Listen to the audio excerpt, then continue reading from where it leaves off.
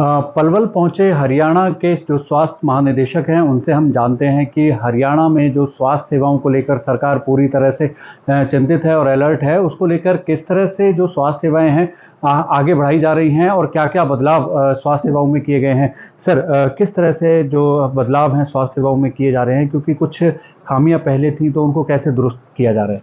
देखिए, हरियाणा सरकार का ध्येय है कि हर व्यक्ति को स्वास्थ्य सुविधाएं मिलें, उसके घर के नज़दीक से नज़दीक मिलें। इस सोच को आगे रखते हुए माननीय स्वास्थ्य मंत्री महोदय के द्वारा एक निर्देश पारित हुआ था कि हम एक जीआईएस मैपिंग करवा रहे हैं। सबसे पहले तो हरियाणा सरकार में जितने भी हमारे संस्थान हैं, प्राथमिक स्वास्थ्य केंद्र, सामुदायिक स्वास्थ्य केंद्र, सामान्य अस्पताल, वो वर्तमान में कहाँ-कहाँ स्थित हैं। As per population norm and as per distance norm कितनी दूर पे पीएचसी होनी चाहिए, सीएचसी होनी चाहिए, ये सब इनको सबको ध्यान में रखते हुए उस मैपिंग को तैयार किया जा रहा है, जो जल्द ही इस महीने के आखिरी वीक तक तैयार हो जाएगा हमारे पास में। उसके बाद में हमें ये मालूम पड़ जाएगा गैप एनालिसिस, कहाँ कमी है, कहाँ पे हमें नई पीएचसी बनानी चाहिए, कहाँ सब सेंटर बनाना चाहिए, कहाँ सरप्लस है, ऑलरेडी हमारे पास ज़्यादा है। इन स्थितियों को देखते हुए नई जो स्वास्थ्य सेवाएं देने के लिए जो केंद्र बनाए जाएंगे, वो केंद्र उस जीआईएस मैपिंग के आधार पर बनेंगे, जिसमें ज़रूरत के मुताबिक आपको स्वास्थ्य केंद्र स्थापित करने में मदद मिलेगी। इसके अतिरिक्त आपको पता है कि एक बहुत बढ़िया हमारी स्कीम निरोगी स्कीम भी चल रही है, जिसमें 1,80,000 तक की जो पॉपुलेशन के इनकम के जो लोग हैं, उस सारी पॉपुलेशन को करीबन 1 करोड़ से ऊपर जो हमारा आंकड़ा बैठता है क्रेडिट डाटा के अनुसार, उनको आपने देखा होगा कि हम उनके स्वास्थ्य प्रमाण पत्र बना रहे हैं, उनकी जांच कर रहे हैं। और उस जांच में बहुत से हमारे ऐसे मरीज मिले जो सामान्य से लग रहे थे, जिसको खुद को कोई तकलीफ़ महसूस नहीं हो रही थी। और जब हमने हमारी टीम ने उनका एग्जामिनेशन किया, उनकी उनकी इन्वेस्टिगेशन कराई, तो उनको कई गंभीर बीमारियां भी मिली, जिनका इलाज भी हम उनका करवा रहे हैं। कई बच्चे भी ऐसे मिले जिनको कॉन्जेनाइटल अबनॉर्मलिटीज़ थी, उनको भी हरियाणा सरकार फ्री ऑफ कॉस्ट उनकी सर्जरी करवा रही है। तो उस स्कीम का भी काफ़ी लोगों को फ़ायदा मिल रहा है। इसके अतिरिक्त हर ज़िले में हमने नोडल ऑफिसर नियुक्त कर रखे हैं, हमारे डायरेक्टर्स को हमने ज़िले बांट रखे हैं। उनको भी समय समय पर इन सभी गतिविधियों को मॉनिटर करने के लिए हम भेजते रहते हैं मैदान में, कि ताकि वो देखें वहाँ पे कि हमारी धरातल पे योजनाएं पब्लिक को मिल रही हैं, नहीं मिल रही, उनका लाभ मिल रहा नहीं मिल रहा है, और स्वास्थ्य सेवाएं सुचारू रूप से चल रही हैं। अगर उनमें कहीं कोई हमें कमी नज़र आती है या कहीं सुधार की ज़रूरत आती है, तो हम सिविल सर्जन महोदय को निर्देश देते हैं कि ताकि वो उनको रेक्टिफाई कर सकें।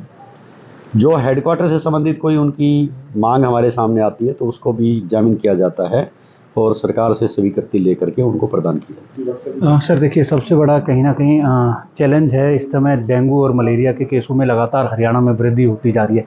तो उसको लेकर किस तरह से आगे की डायरेक्शंस हैं? अभी तक कितनी ऐसी कैज़ुअल्टीज़ सामने आई हैं जिससे प्रदेश में कुछ बदलाव स्वास्थ्य सेवाओं में किया जाए जो डेंगू और मलेरिया को लेकर है? देखिए, डेंगू और मलेरिया जैसा आप सभी को पता है कि मच्छर जनित बीमारियां हैं, मच्छर के काटने से होती हैं। और मच्छर का सीज़न मई जून के बाद स्टार्ट हो जाता है, जो ही बारिश शुरू होती तब से लेकर के, और अब जो हमारा अक्टूबर और नवंबर चल रहा है, तकरीबन यहाँ तक सीज़न चलता है। इस वर्ष आपने खुद ने भी देखा होगा कि बारिश जो है वो असमय हुई है। जो बारिश का समय जा चुका, उसके बावजूद भी वेस्टर्न डिस्टर्बेंस के पास बारिश हुई है।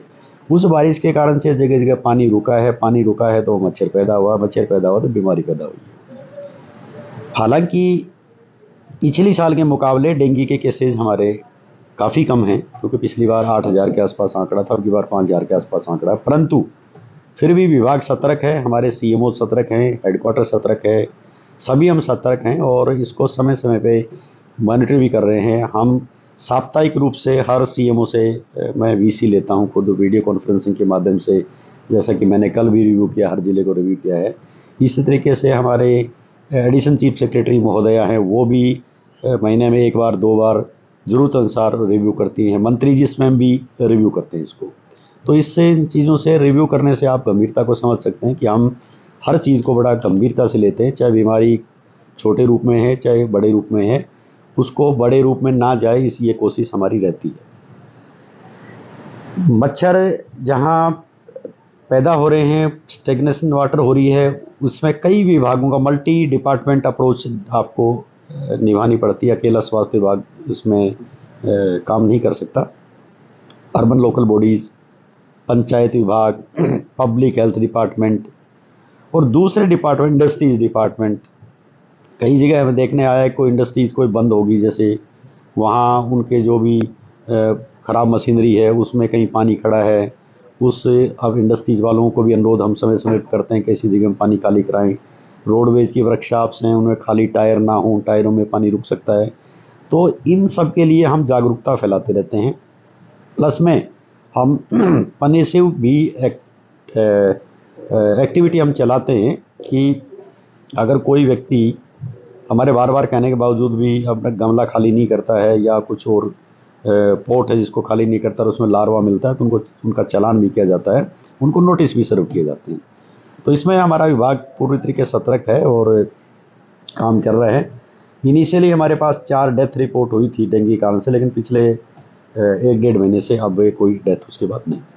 पुनिया साहब, आप पलवल दौरे पर हैं आज, क्योंकि अगर मैं बात करूं कि पलवल से बिल्कुल सटा हुआ एरिया है हथीन, यहाँ पर एक बीमारी निकल कर आई है, डिप्थीरिया, और जिसमें अगर मैं बात करूं तो लगभग 20 दिन में काफ़ी बच्चे इसमें बीमार हुए हैं। कुछ कैजुअलिटी भी सामने आ रही है क्या? कुछ ऐसी कोई आपकी तरफ से पुष्टि हुई है, सूचना हुई? देखिए, मैं आज दौरे पे हूँ और उसका विशेष कारण यही जो आप बता रहे हैं, डिप्थीरिया ही है। आप सभी को पता है कि टीकाकरण जो है, टीकाकरण बहुत एक महत्वपूर्ण कार्यक्रम है। बच्चों को अनेक बीमारियों से बचाने के लिए टीकाकरण बहुत ज़रूरी है। डिप्थीरिया उनमें से एक बीमारी है। नाक और गले की एक बड़ा गंभीर सा संक्रमण है जो टीके से बच सकता है। तो मेरा आज मैं रिव्यू तो कर ही रहा हूँ और उसमें जो दिशा निर्देश मैंने जारी करने थे, यहाँ दोनों सीएमओज को, मेवात और पलवल को, मैंने जारी कर दिए, क्योंकि मेवात के एरिया में इम्यूनाइजेशन हमेशा से चैलेंज रहा है। उसके लिए जो भी सरकार कर सकती है, जिस तरीके से हमने इम्यूनाइजेशन के लिए 10,000 रुपये अभी मित्राज लगाए हैं, जो टीकाकरण मित्राज जिनको बोलते हैं, टीकाकरण एक्सप्रेस मेवात डेवलपमेंट अथॉरिटी ने हमें दे रखी इस तरीके से। तो जो भी बनता है वो नई इनोवेटिव जो भी हमारे पास इनोवेशंस आते हैं या जो सजेशंस आते हैं उनको धरातल पे उतारते हैं और इसको प्रयास में रहते हैं। और पिछले कुछ वर्षों में देखने में आया है ट्रेंड जो हमारा इम्यूनाइजेशन का, वो पहले की बजाय बेहतर भी हुआ है, जो फुल इम्यूनाइजेशन। जहाँ तक कि ये अभी उटावड़ एरिया का जो आप जिक्र कर रहे हैं, जहाँ पे हुआ है, वहाँ हमारी टीम लगातार काम कर रही है और अगले 15 दिन तक मैंने निर्देश दिया है पलवल और मेवात के सीएमओ को कि वो पूरे ज़िले में अपने एक विशेष हेल्थ चेकअप का कैंप लगाएंगे, जिनमें बच्चों की हाउस टू हाउस जा कर के जानकारी प्राप्त की जाएगी, चेकिंग भी की जाएगी। क्योंकि डिप्थीरिया का जो सीज़न है वो अब नवंबर के फर्स्ट वीक तक चलता है, इस थोड़े जो ठंड का सा मौसम होता है। तो अगले 15 दिन हमारे लिए बड़े इंपॉर्टेंट हैं इन दोनों ज़िलों के लिए।